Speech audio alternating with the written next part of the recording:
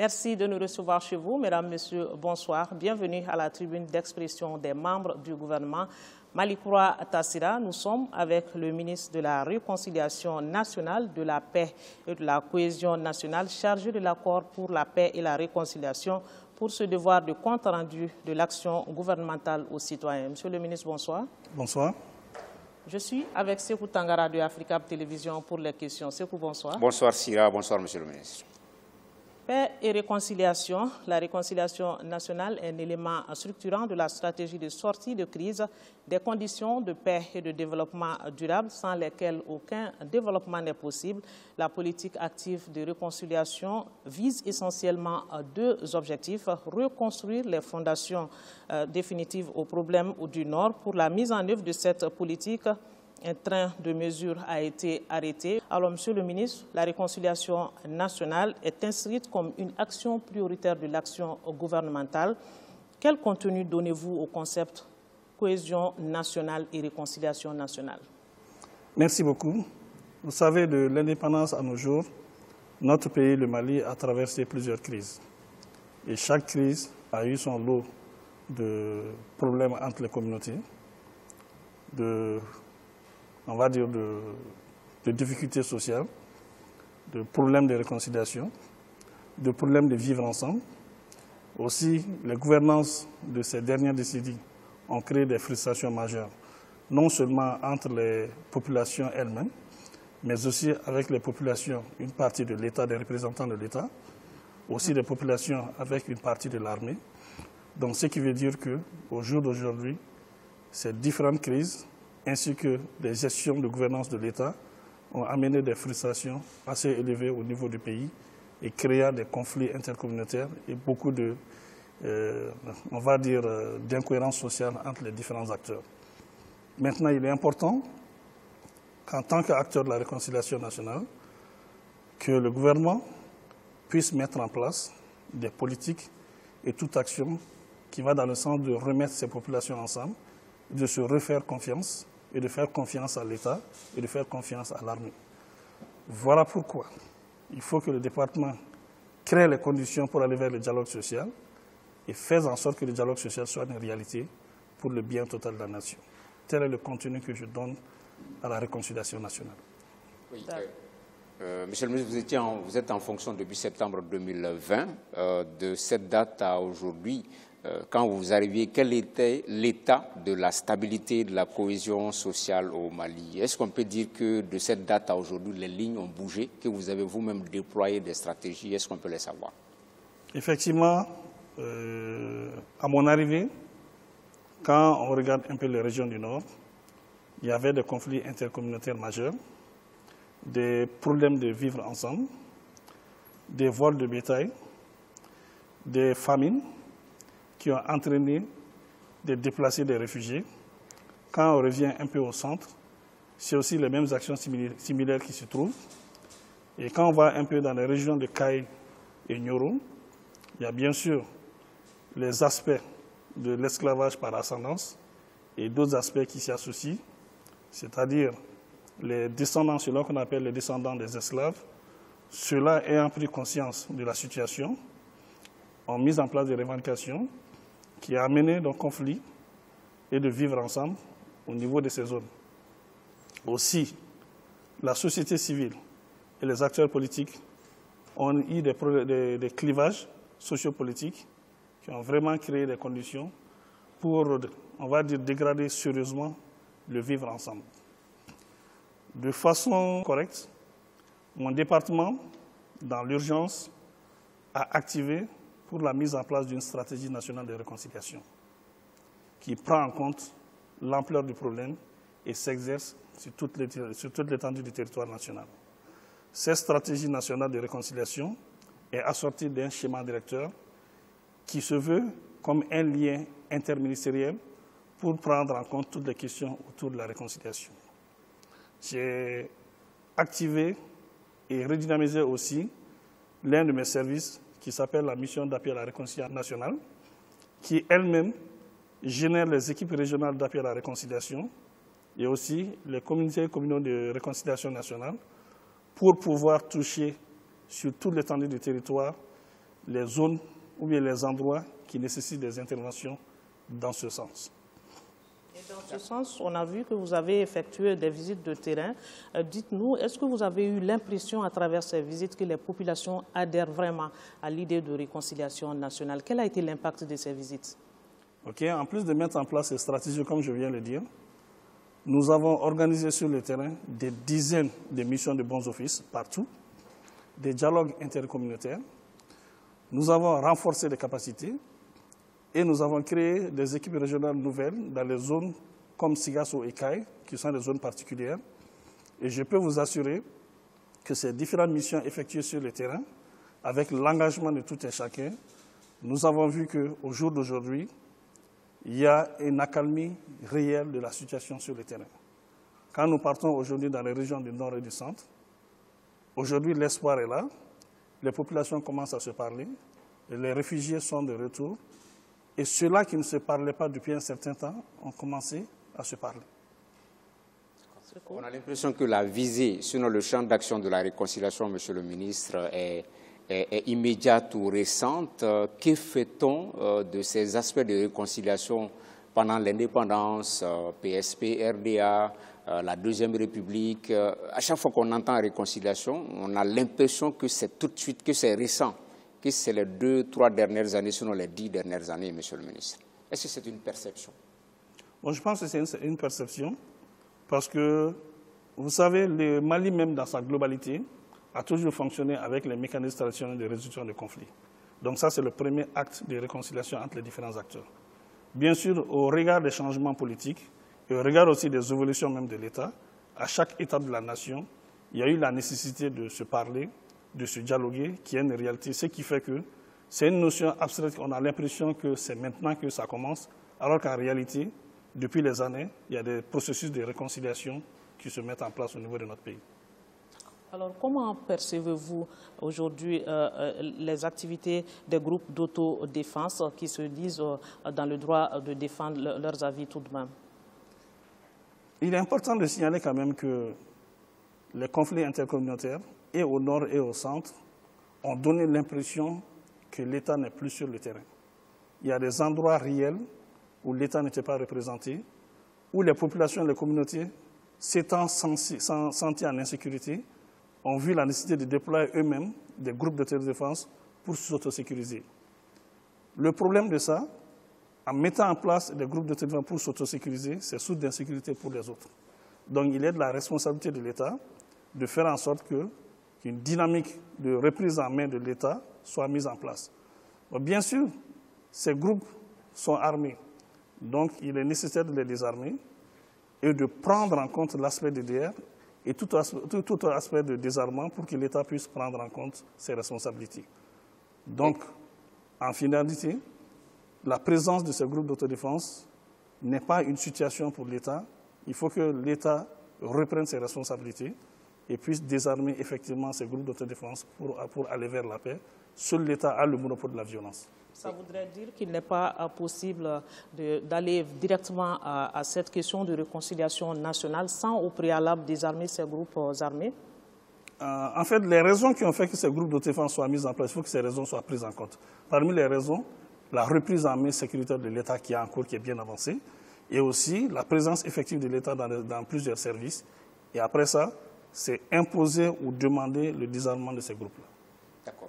Très souvent, Monsieur le ministre, il y a la signature d'accords de paix locaux entre les populations et puis les hommes armés non identifiés. Comment est-ce que l'État perçoit ces accords locaux-là? Est-ce que vous les voyez d'un très bon œil ou pensez-vous que c'est une menace à la cohésion et à la stabilité nationale? Au regard de la situation sécuritaire sur le terrain, dans les zones identifiées où l'État n'est pas forcément présent, pour des raisons évidentes qu'on connaît, certaines parties de la population ont éprouvé le besoin de mettre en place des accords de façon locale pour pouvoir avoir la paix et vaguer à leur occupation. Nous voyons d'un bon œil tout accord de paix entre les communautés et les populations elles-mêmes, mais à condition que ces accords ne violent pas les principes régaliens d'un État. Donc, chaque fois que ces accords mettent en cause les principes régaliens de l'État, le gouvernement ne cautionne pas. Alors, il y a des initiatives privées qui se greffent à ces accords locaux, notamment nos partenaires techniques et financiers. Comment voyez-vous cela? Quelle lecture donnez-vous à cela? Le gouvernement est d'avis et comment vous travaillez avec ces organismes? Vous savez, les initiatives privées qui sont soit initiées par les associations ou les ONG ou tout autre acteur, ce n'est pas forcément l'État qui est associé à ça. Donc, il est de la responsabilité de l'État de s'assurer que ces initiatives sont sous contrôle et qu'il y a la nécessité de coordonner leur action. Voilà pourquoi, au niveau des gouvernements des régions, nous avons mis en place un cadre de concertation justement pour gérer ces questions et prendre en compte ces initiatives sous le leadership et le contrôle de l'État. Pour aller dans le même registre, je vais donner tout à l'heure la parole à Sékou. Il y a les DOSO qui interviennent aussi sur le terrain. Comment ça se passe? Jusqu'à quel degré vous vous impliquez pour réorganiser ce secteur et quel peut être leur impact sur les populations?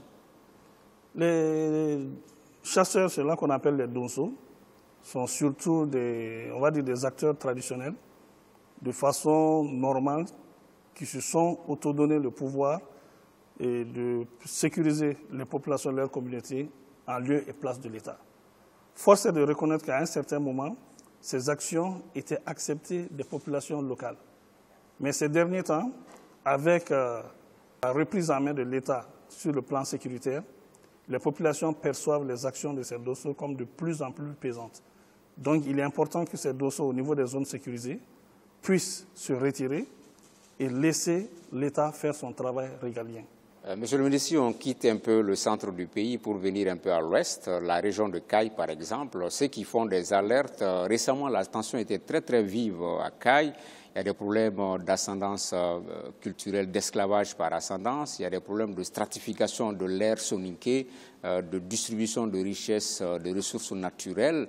Qu'est-ce que le département entend faire pour circonscrire ces tensions-là au niveau de la région de Caille?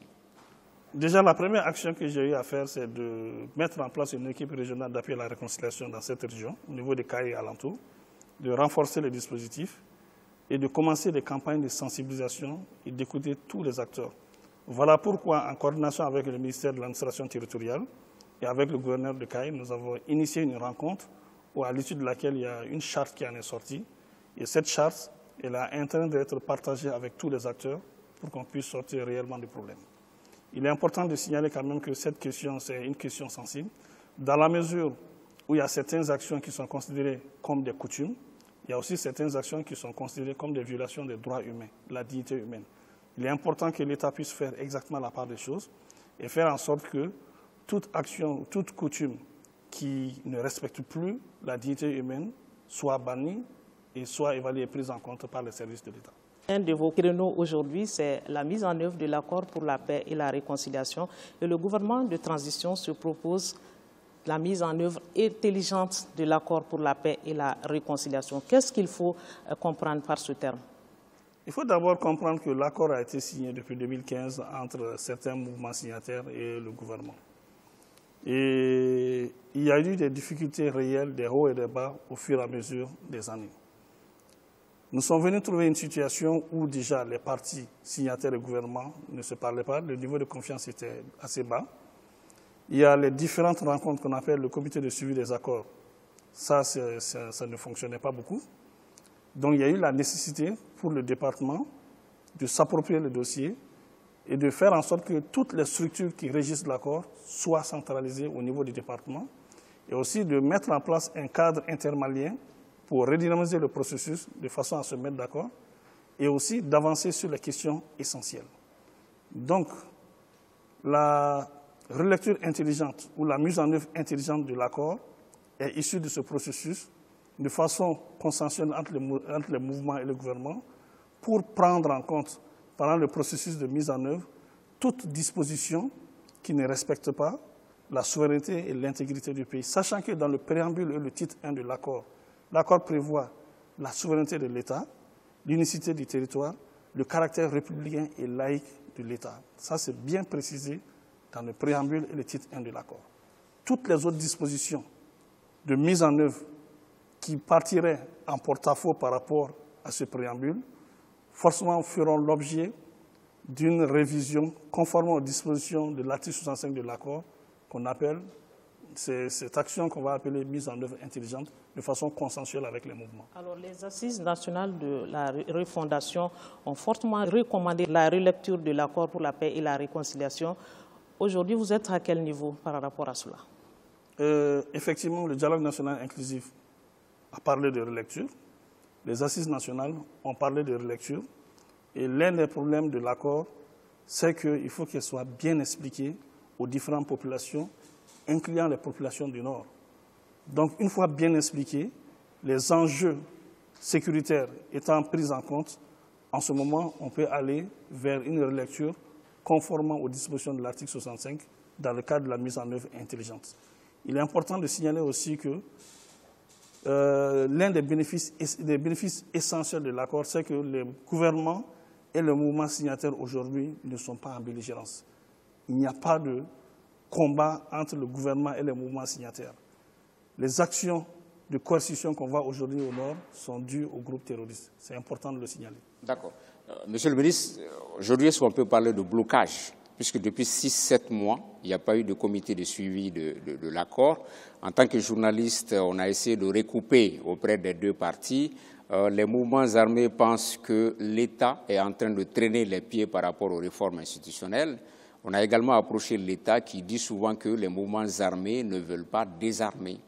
Est-ce qu'aujourd'hui, peut-on parler de blocage? Ceci étant, il est important de dire quand même que l'État a fait des efforts réels dans le cadre des avancées. Déjà, quand j'entends blocage, je dis plutôt que c'est une impression de blocage. Parce que de la mise en place de la transition à aujourd'hui, il y a des actions réelles qui ont été faites. Il y a déjà beaucoup de textes législatifs qui ont été validés. Le processus DDR est mis en place. Le DDR accéléré, il y a une partie qui a été prise en compte. D'autres, ce n'est pas encore pris en compte parce qu'on attend que certains mouvements signataires amènent les listes. Il y a aussi des propositions qui sont en train d'être mises en place pour la prise en compte du grand DDR. La question institutionnelle, forcément, il faut que la Constitution évolue pour prendre en compte certaines dispositions de l'accord.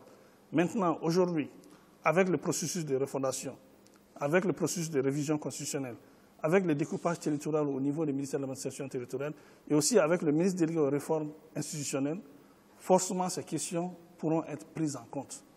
Donc dire qu'il y a un blocage ou un retard de l'accord, je ne suis pas d'accord avec ça. Maintenant, en ce qui concerne le fait qu'il n'y a plus de comité de suivi des accords depuis un certain temps, vous savez, il y a une initiative qui avait été mise en place par certains mouvements qu'on appelle le cadre stratégique permanent. Je vous en parle parce que je suis sûr que la question va venir après. C'est une initiative qui a été mise en place par certains mouvements. L'objectif qu'ils ont dit, c'est de faciliter la réconciliation entre les mouvements et les populations pour avancer vers la paix et le développement. L'un des problèmes de l'accord, c'est vraiment les problèmes qu'on a entre les mouvements. Aujourd'hui, les mouvements sont ensemble. Demain, tu vas trouver que ces mêmes mouvements sont séparés. Et ça crée des problèmes dans le cadre de la mise en œuvre de l'accord.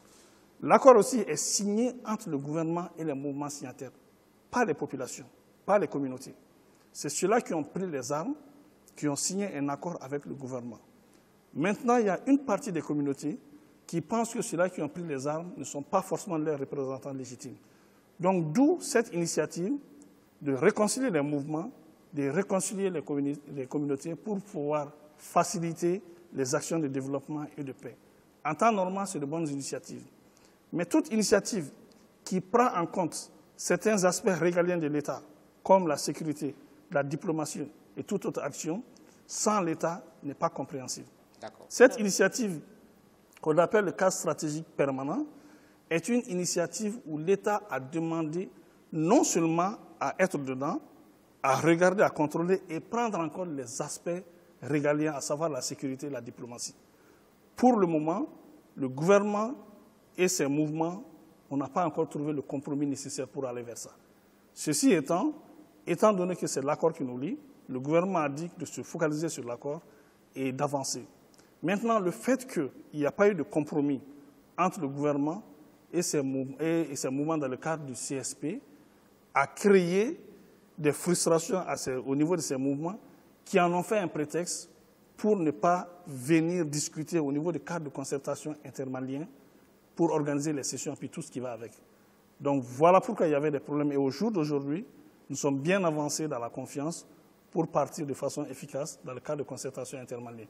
D'ailleurs, à ce titre, je suis en train d'organiser une rencontre de niveau décisionnel dans les prochains jours qui prendra en compte tous les aspects essentiels et qui permettra de discuter des problèmes de fond en ce qui concerne l'accord pour qu'on puisse avancer résolument vers le processus de paix. Alors, Monsieur le ministre, les femmes et les jeunes pèsent beaucoup dans la mise en œuvre de l'accord pour la paix et la réconciliation. Il y a eu un léger mieux avec l'entrée au CSA d'une dizaine de femmes maintenant. D'un membre, c'est allé jusqu'à une dizaine. Ça voudrait dire que les femmes et les jeunes sont impliqués dans la mise en œuvre de l'accord. Et quel est cet objectif que vous visez à travers cela? Nous avons constaté qu'il est important que les femmes soient associées au processus. De toute façon, de façon globale, quand on parle de mouvement, il faut savoir qu'au sein de chaque mouvement, il y a des femmes. Donc il n'est pas forcément essentiel de dire qu'on va mettre tel nombre de femmes pour dire que les femmes sont déjà prises en compte. Au niveau de chaque mouvement, il y a les femmes, il y a les jeunes, il y a tous ces aspects-là. Mais maintenant, pour renforcer ça davantage, nous avons créé au niveau du CSA des sous-comités et des quotas spécifiques qu'on a donnés aux femmes pour donner une plus-value au processus. Donc ce que nous attendons des femmes, c'est qu'elles s'impliquent mieux dans le processus, qu'elles soient un lien pour mettre les mouvements ensemble, qu'elles soient un lien pour mettre les communautés ensemble, et qu'elle soit un lien pour créer cette cohésion entre mouvement, communauté et État pour aller résolument vers la paix et le développement. La porte reste ouverte pour d'autres femmes qui souhaitent adhérer par rapport de toute façon, les quotas sont donnés au mouvement et au gouvernement. Donc, bien sûr, la porte est toujours ouverte pour prendre plus en compte la problématique des femmes et des jeunes dans le processus de paix. Oui, Monsieur le ministre, le CSP, le cadre stratégique permanent, ça a suscité beaucoup d'encre, ça fait couler beaucoup d'encre de salive, on en a beaucoup parlé.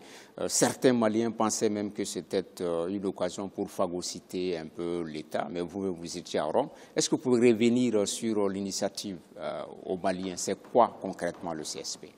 Le cadre stratégique permanent est une initiative de certains mouvements signataires pour prendre en compte les aspects de réconciliation et de développement, et aussi les aspects sécuritaires. En théorie, ce genre d'initiatives, ce sont de bonnes initiatives sans que c'est pour mettre les gens ensemble. Mais toute initiative qui n'intègre pas l'État, qui ne prend pas encore l'État, n'est pas une initiative viable. Et en plus, toute initiative qui ne prend pas en compte l'aspect régalien de l'État n'est pas aussi une initiative qui va aller dans le sens de la réconciliation. Aujourd'hui, quand on regarde l'accord, le moteur même de l'accord, c'est le gouvernement. Quand nous disons que l'accord n'avance pas, on accuse le gouvernement. Quand on dit que l'accord avance, on dit aussi que c'est le gouvernement. Maintenant, créer une initiative où l'État ne joue pas un rôle essentiel, ne serait-ce que pour fédérer les partis en présence, n'est pas une bonne initiative. Voilà pourquoi l'État a exigé d'être présent dans cette initiative, de jouer un rôle essentiel, d'en contrôler les aspects régaliens, et de faire en sorte que ça soit une plus-value au profit de l'accord et non un accord bis. Donc nous avons des difficultés avec les mouvements initiateurs pour que le rôle et la position de l'État soient acceptés dans ce cadre-là. En attendant que ça soit le cas, l'État ne participe pas et l'État demande aux autres acteurs de nous aider à ce que nous soyons avec nos frères dans cette initiative sous le contrôle de l'État. Monsieur le ministre, la réconciliation ne peut pas se faire sans justice. La justice a un poids dans la réconciliation.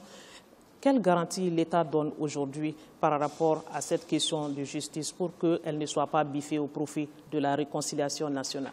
Dans le cadre de la Commission Vérité, Justice et Réconciliation, il y a quand même la justice traditionnelle que nous avons mise en place. Et cette justice traditionnelle a fait une série d'audiences publiques. Et parmi les audiences publiques, il y en reste deux, surtout la question des femmes et des enfants qui va être débattue. Maintenant, mon département a mis en place la politique nationale de réparation. Et cette politique nationale est déjà validée par le gouvernement. Le projet de loi est au niveau du CNT.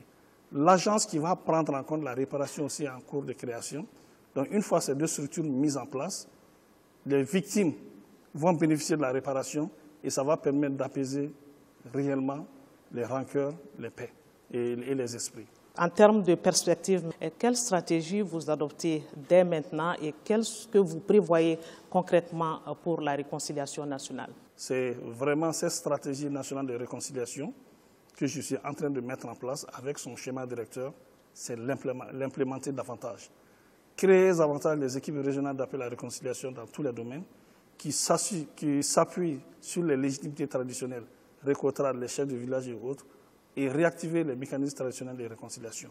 Il est important qu'entre Maliens, qu'on puisse quand même se comprendre pour un développement durable, qu'on puisse aller vers la cohésion de la paix. Donc c'est l'action de chaque Malien qui est demandée pour aller vers la paix et la réconciliation. Alors, Monsieur le ministre, les populations peuvent faire amalgame entre la mise en œuvre de l'accord pour la paix et la réconciliation et la montée en puissance des FAMA, puisqu'ils ne sont pas forcément spécialistes de la question.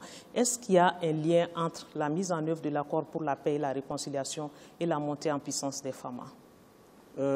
Il n'y a aucun lien entre les deux, en fait. La montée en puissance des FAMA est liée à la prise en compte de l'aspect sécuritaire de tous les territoires maliens. Ça veut dire que l'armée, dans sa montée en puissance, a pour mission de sécuriser le territoire et se donne les moyens de le faire. L'accord pour la paix et la réconciliation est un outil qui a été mis en place entre le gouvernement et les mouvements signataires avec l'aide de l'Algérie pour que les populations du Nord et du Sud puissent s'entendre et qu'on puisse sortir de cette série récurrente de rébellions. Les deux ne sont pas du tout liés. C'est vraiment pas du tout lié, il n'y a pas d'amalgame. L'impression qu'on a que le gouvernement est en train de s'armer pour affronter militairement les mouvements signataires n'est pas une réalité. Ce n'est pas du tout lié. Nous sommes toujours en discussion avec nos frères du Nord pour pouvoir aller résolument vers la paix, la réconciliation et le développement qui est l'objectif de tout le monde au bénéfice des populations. Et l'armée nationale est en train de monter en puissance pour assurer la sécurité et l'intégrité du territoire national au bénéfice de tous les Maliens, y compris les représentants des mouvements signataires qui sont des Maliens. Après d'un an, vous avez l'impression que votre combat a abouti à quelque chose? Vous avez en face les résultats? Même si c'est difficile, je suis satisfait du travail qui a été fait en un an. Déjà, quand je vais au niveau de l'accord, il y a eu des avancées réelles. Les mouvements signataires et le gouvernement se parlent aujourd'hui. Nous sommes en train de se mettre dans un cadre de concertation intermalien et nous sommes en train de développer davantage la confiance entre nous. Et l'État est en train de revenir petit à petit dans les zones du Nord, comme Kidal, Ménaka et tout ce qui va avec. En ce qui concerne le centre, avec l'accalmie, les communautés qui ne se parlaient pas ont commencé à se parler, les populations ont commencé à revenir et les projets de développement ont commencé à se mettre en place. Maintenant, dans la région de Kaï, même si la question d'esclavage est toujours pendante, les discussions réelles ont commencé entre les parties. L'expression initiale qui était la violence est en train de s'apaiser. Maintenant, les gens se parlent mieux. Donc, je pense qu'en un an, j'estime qu'on est beaucoup plus en paix qu'il y a un an. Merci, Monsieur le ministre. Merci. Merci, Sékou Tangara de Africa Télévision. Nous nous arrêtons ici pour cet entretien en attendant d'autres forats pour parler de réconciliation nationale. En tout cas, le Mali en a fortement besoin, voir ses fils et filles unis pour faire face à l'ennemi et aller de l'avant. Merci à vous tous de votre attention. Nous espérons que vous avez eu un intérêt à nous suivre. Bonsoir et bonne suite de programme.